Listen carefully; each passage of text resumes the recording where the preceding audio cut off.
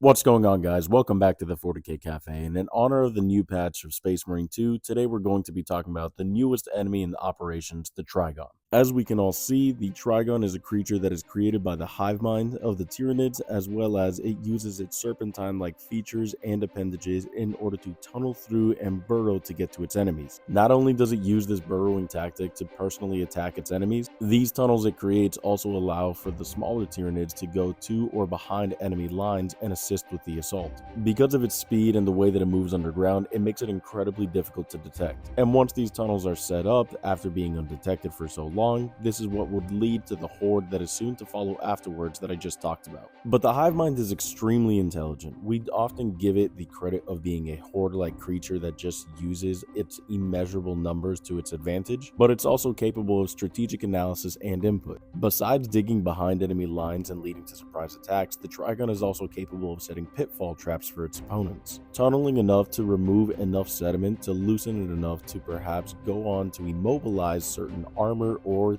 battalions that may come its way. But now you might be asking, how is it possible for the Trygon to make these two different types of tunnels? One that is intended to collapse for its opponents, while the other one is intended to remain stabilized for its allies. The answer can be found in the physical composition of the Trygon itself.